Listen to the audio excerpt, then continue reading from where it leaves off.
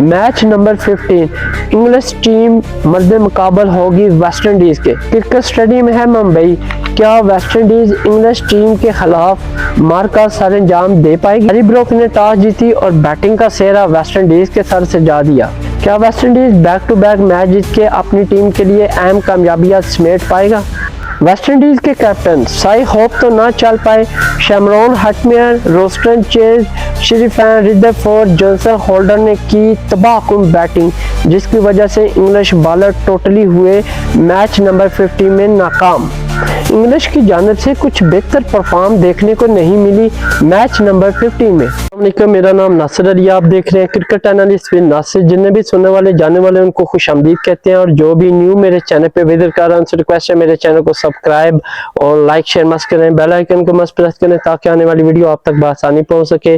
नाज़रीन, आज हम आपको मैच नंबर 15 के हवाले से बताने जा रहे हैं, जो कि T20 वर्ल्ड कप भारत और श्रीलंका में जारी है, और सभी टीमें सक्सेसफुल और अच्छी मेहनत करके इस इवेंट में शरीक हैं, और छोटी से छोटी टीम भी मैच जीतने के लिए एड़ी का जोर लगा रही है। और सच में इस T20 में छोटी टीमों का मुकाबला जो देखने को मिला है अनबिलीवेबल। यहाँ पे अगर मैं बताता चलूँ तो आजकल छोटी टीम भी T20 में सेम सिचुएशन बड़ी टीमों की तरह खेलती है, जैसा रियल टाकरा होता है इन दोनों के दरमियान। तो मेरे ख्याल में T20 की अगर मैं बात करूं तो T20 में कोई भी टीम ज्यादा फेवर नहीं होती, अलबत्ता सीनियर जूनियर जरूर होती है। लेकिन यहाँ पे मैं बताता चलूं तो Italy, Namibia, Netherland, Ireland, Scotland, ये टीमें भी बड़ा अच्छा परफॉर्म कर रही हैं। यूएसए जिस तरह कहने के सदियों से ये खेल रहे हैं, और इनकी टीम भी इंटरनेशनल टॉप 10 की दौड़ में है। तो बज़ाहिर तो इंग्लैंड, ऑस्ट्रेलिया और Sri Lanka, Pakistan, West Indies, India से ये टीमें छोटी हैं, जूनियर, लेट अपडेट हुई हैं, लेकिन फिर भी कहने के इन्होंने जिस तरह खेल पेश किया है इस T20 2026 में, यकीन माने कि हर ही मैच को देखने का मजा आया है। और बिल्कुल सभी टीमें जो है वो 150 प्लस क्रॉस कर रही हैं, जस्ट ओमान के अलावा, क्योंकि ओमान की टीम इस टाइम बहुत ज्यादा लूज जा रही है। अदरवाइज जो बाकी टीमें हैं उन्हीं सब का जो है वो तगड़ा मुकाबला होता दिखाई दिया, और मैच देखने को भी मजा आया। तो यहाँ पे बड़ी टीमें भी थोड़ी कंफ्यूज होती नजर आई। यहाँ पे आज मैं आपको मैच नंबर 15 के हवाले से बताऊंगा, जो कि वेस्ट इंडीज और इंग्लैंड के दरमियान खेला गया। यहाँ पे दोनों टीमों की बात करूं तो दोनों ही एक एक मैच जीती हुई हैं। अगर इंग्लैंड की बात करूं तो वो काफी सीनियर और एक अच्छा तजर्बा रखने वाली टीम है T20 में।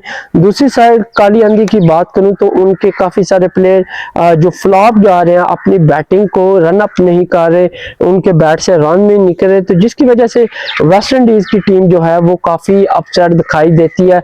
और लास्ट सीरीज जैसे अफगानिस्तान और साउथ अफ्रीका से वो हार के तो इस इवेंट के लिए आई है। तो देखते हैं क्या काली आंधी अपना ब्रेक थ्रू हासिल करने में कामयाब होगा, उनके बैटर रन निकाल पाएंगे, उनकी जो बॉलिंग है वो अच्छी लाइन एंड लेंथ के साथ बॉलिंग कर पाएंगे। दूसरी जानब अगर इंग्लैंड की मैं बात करूं तो उनके लिए भी बड़ा सख्त ये मुकाबला है, क्योंकि अगर इंग्लैंड वेस्ट इंडीज से हार गई तो फिर इंग्लैंड के लिए सुपर 8 मरहले में जाने के लिए बड़ा टफ क्रिएट करना पड़ेगा उनको। सिचुएशन बड़ी अजीब हो जानी है, क्योंकि वहां पे रन रेट का सीन आ जाना है, और रन रेट की बिना पे ही टीम सुपर 8 के लिए जाएगी। अभी तो इनके मैच और भी हैं, लेकिन जितने आप ज्यादा मैच जीतेंगे उतनी ही आपके लिए आसानी होगा कि सुपर 8 में एंट्री मिल जाए। तो यहाँ पे सबसे पहले मैं टॉस की बात करूं तो इंग्लिश टीम के कैप्टन हैरी ब्रोक ने टॉस जीत के बॉलिंग का फैसला किया और वेस्ट इंडीज को बैटिंग की यहाँ पे दावत दी। और मैं बात करूं क्रिकेट स्टेडियम की तो यहाँ पे विनके क्रिकेट स्टेडियम मुंबई है, और इंडिया की जैसे कि आपको मालूम है सभी विकेटें जो है वो ज्यादातर बैटिंग के लिए मौसर होती हैं, और बॉलिंग में उस तरह पुशअप नहीं होती कि दोनों ही टीमों को बैटिंग और बॉलिंग में सपोर्ट मिले, जिसकी वजह से हैरी ब्रोक ने इस चीज का फैसला किया कि वो टॉस जीत के पहले बॉलिंग करवाए और वेस्ट इंडीज को कम से कम स्कोर पे आउट करे, ताकि उनके लिए हदफ को अचीव करना उतना ही ज़्यादा आसान हो जाए। तो ये मेरे ख्याल में मुश्किल नज़र आता है। अगर वेस्ट इंडीज़ के जो प्लेयर हैं वो IPL खेलते रहे, उनको पिचेस की समझ है, और अगर उन्होंने बैटिंग में ग्रिप ले ली तो इंग्लिश के लिए यहाँ पे मसला भी हो सकता है। तो इनिंग स्टार्ट होने से पहले मैं दोनों टीमों के 11 प्लेयर्स की बात करूंगा, कौन से 11 प्लेयर इस T20 में शामिल हैं। और यहाँ पे वेस्ट इंडीज की मैं टॉप 11 प्लेयर की बात करूं जो मैच नंबर 15 में शरीक हैं, तो सबसे पहले ओपनिंग स्टैंड की हम बात करते हैं। यहाँ पे वेस्ट इंडीज की ओपनिंग कंटिन्यू है, ब्रैडन किंग और साथ में साई होप इनके पास मौजूद है। अगर साई होप की बात करूं तो वो अच्छी बैटिंग भी करते हैं, साथ साथ में विकेट कीपर भी हैं और कैप्टनी के जोर भी दिखाते हैं। तो देखते हैं कि आज के मैच नंबर 15 में साई होप की कैप्टनी कितनी मौसर और गुड स्ट्रेटेजी के साथ कामयाब हो पाती है या नहीं। दूसरी जानब अगर बात करूं थर्ड और फोर्थ प्लेयर की, तो शमरॉन हटमेयर इनके पास मौजूद है, अच्छी और लॉन्ग हिटिंग करने वाले प्लेयर हैं। रोस्टन चेज जो कि स्पिन बॉलिंग और बैटिंग दोनों करते हैं, और उसके बाद शरीफैन रिदरफोर्ड मिडल ऑर्डर में अपने बैटिंग के जोर दिखाएंगे। साथ में रोवन पॉल मौजूद है इनके पास, ये भी मिडल ऑर्डर में अपनी बैटिंग के जोर दिखाएंगे। उसके बाद इनके पास जॉनसन होल्डर मौजूद है जो कि फास्ट बॉलर है और साथ में बैटिंग के भी थोड़े बहुत टच लगा लेते हैं। उसके बाद रामी शेफर्ड इनके पास मौजूद है, ये भी बैटिंग बॉलिंग दोनों करते हैं। साथ में अकील हुसैन फास्ट बॉलिंग में जोर दिखाएंगे। उसके बाद मोती इनके पास स्पिन बॉलिंग करवाएंगे, साथ में समर जोसेफ इनके पास मौजूद है। तो वेस्ट इंडीज की जो लाइन अप है वो काफी स्ट्रॉन्ग और तगड़ी है, और यहाँ पे मैं बताता चलूं अगर ये प्लेयर चल गए तो इंग्लिश के लिए मुसीबत क्रिएट कर सकते हैं। स्पेशली इनके पास Brandon King, Shai Hope, Shimron Hetmyer और उसके बाद शरीफैन रिदरफोर्ड, ये बहुत ही अच्छे और गुड स्ट्रेटेजी वाले प्लेयर हैं, और इनकी बैटिंग अगर चल गई तो फिर इंग्लिश टीम के लिए काफी ज्यादा मुश्किल क्रिएट हो जानी है। दूसरी जानब इंग्लिश टीम के 11 प्लेयर की मैं बात करूं तो ओपनिंग स्टैंड यहाँ पे तलसाट और जोश बटलर इनके पास मौजूद है, अच्छे प्लेयर हैं दोनों T20 के, और साथ में जैकब बैथल मौजूद हैं जो कि स्पिन बॉलिंग के साथ साथ बैटिंग के भी जोर दिखाते हैं और T20 के स्पेशलिस्ट हैं। उसके बाद टॉम बेंटोन मौजूद है, एक मैच में इन्होंने बड़ी अच्छी कारकर्दगी का मुजाहरा किया, उसके बाद कुछ बेहतर परफॉर्म करते ये भी अभी तक नहीं दिखाई दिए। साथ में इनके हैरी ब्रोक मौजूद है जो कि कैप्टनी के जोर भी दिखाते हैं, साथ में तेज बैटिंग के जोर भी दिखाते हैं T20 में। उसके बाद सैम करन इनके पास मौजूद है, ऑलराउंडर है, मीडियम पेसर बॉलर है और साथ में बैटिंग भी बड़ी ही शानदार करते हैं, और उन्होंने लास्ट जो मैचेस हैं इसमें बड़ी अच्छी परफॉर्मेंस दी। उसके बाद विल जैक्स मौजूद हैं जो कि स्पिन बॉलिंग के साथ साथ बैटिंग भी कर लेते हैं। साथ में जिमी हॉवर्टन बॉलिंग के साथ ये भी T20 में थोड़े बहुत रन कर जाते हैं। उसके बाद जॉफर आर्चा मौजूद है इनके पास, साथ में लैम डॉफसन मौजूद है। उसके बाद आदिल रशीद इनके पास स्पिन बॉलिंग में मौजूद है। तो यहाँ पे टीम की बात करें तो दोनों की टीमें मुतवाज़िन बैलेंसिंग है, और ये वाला मैच देखने वाला था। यकीन माने कि इतना अच्छा दोनों टीमें खेली हैं कि मैच को देखने में फुली एंजॉय भी किया। यहाँ पे मैं क्राउड की बात करूं तो क्राउड इतना ज्यादा चार्ज नहीं था, क्योंकि इंडिया के अपने ग्राउंड है, इंडिया का जो मैच होता है जिस तरह वहां पे क्राउड होता है उसी तरह यहाँ पे मजीद क्राउड देखने को नहीं मिला।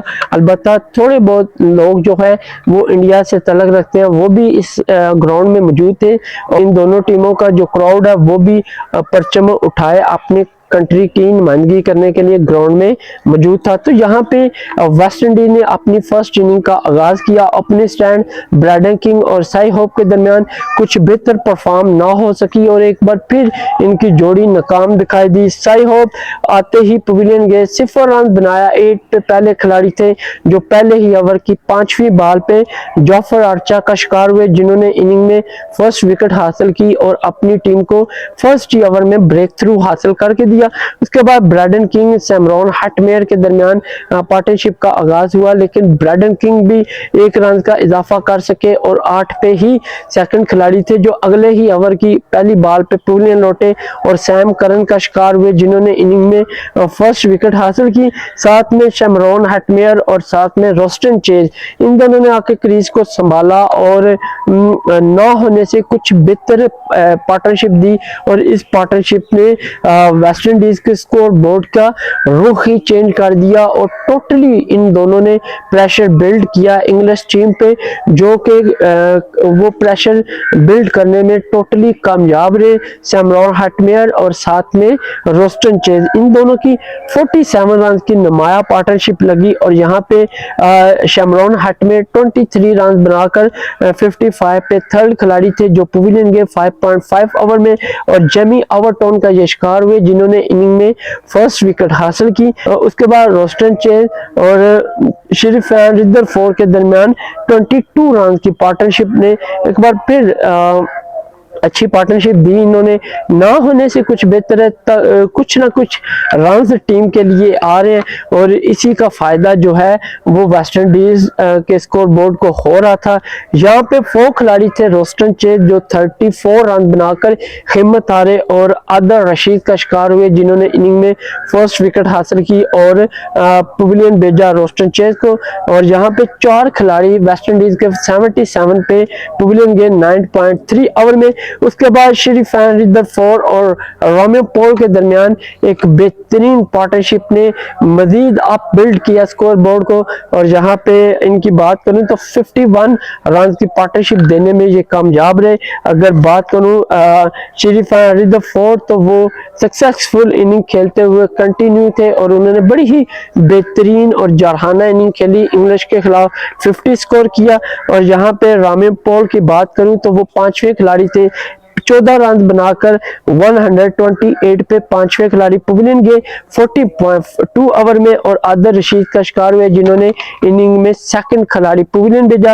उसके बाद जोसेफ होल्डर और शरीफ रिदरफोर्ड के दरमियान एक सक्सेसफुल और लॉन्ग पार्टनरशिप ने इंग्लिश टीम को मजीद मुश्किलात में धकेल दिया और ये बड़ा टारगेट देने में कामयाब हुए। इन दोनों की मैं बात करूं तो बेहतरीन परफॉर्मेंस दी, 61 रन की पार्टनरशिप लगाई, स्पेशली जोसेफ होल्डर की जो कि बॉलर है और फास्ट बॉलिंग करवाते हैं और फास्ट बॉलर होके 33 रन बना जाना ये किसी टीम के लिए सरप्राइज से कम नहीं है। और बात करूं तो ये 6 खिलाड़ी थे, 189 पे पवेलियन लौटे 90.4 ओवर में और जिमी ओवरटोन का शिकार हुए जिन्होंने इनिंग में 2 विकेट हासिल की। उसके बाद रामी शेफर्ड की बात करूं तो वो शरीफ रिदरफोर्ड के साथ क्रीज पे मौजूद थे और वहां पे रामी शेफर्ड जो है वो 1 रन बनाकर नॉट आउट है और शरीफ रिदरफोर्ड 76 रन बनाकर नाकाबिले शिकस्त इनिंग खेले और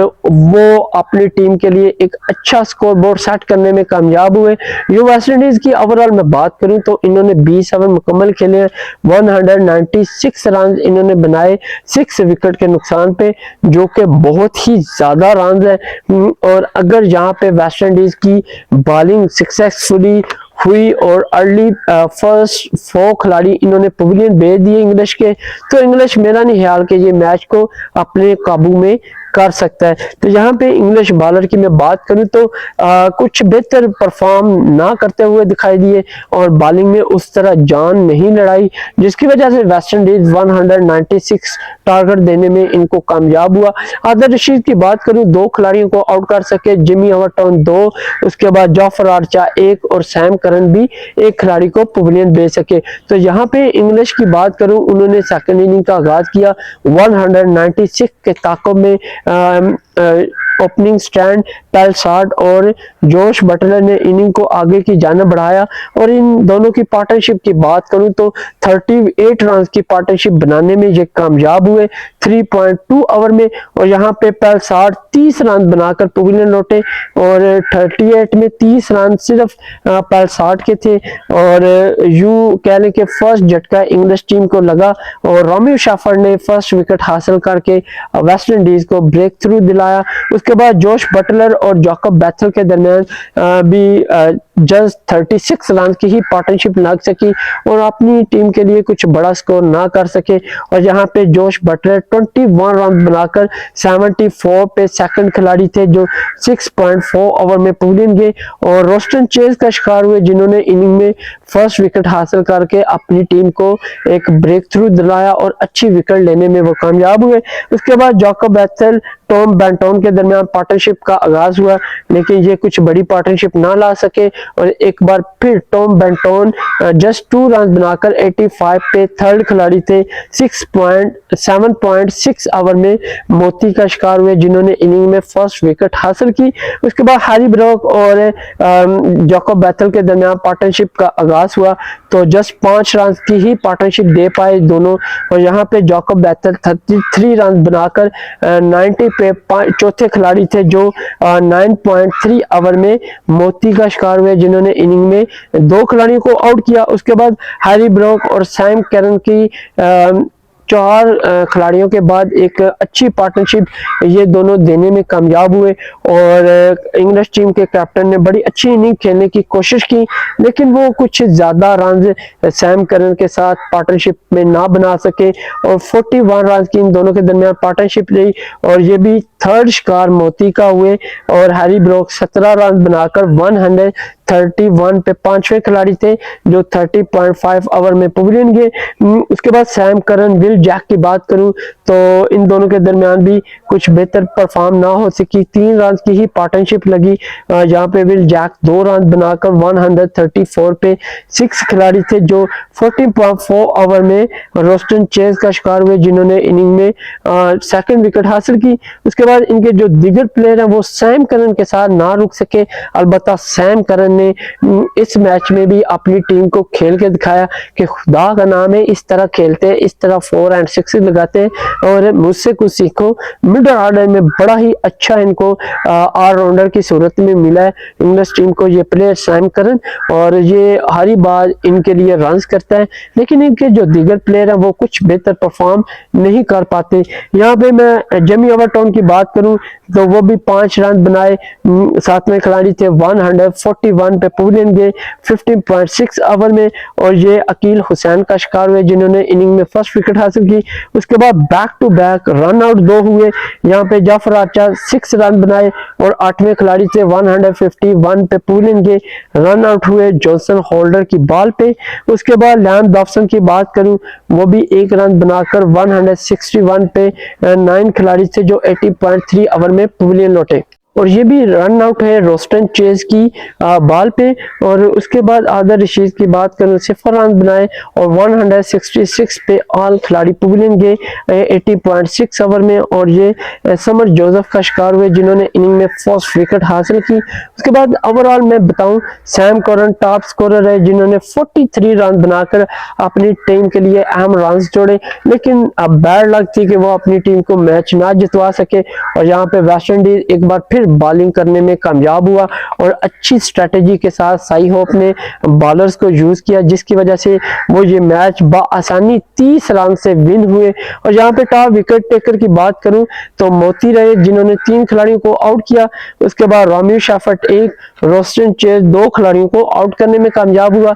अकील हुसैन 1 और 2 इनके रन आउट हुए जॉनसन होल्डर ने किए। साथ में समर जोसेफ भी 1 खिलाड़ी को आउट करने में कामयाब हुआ।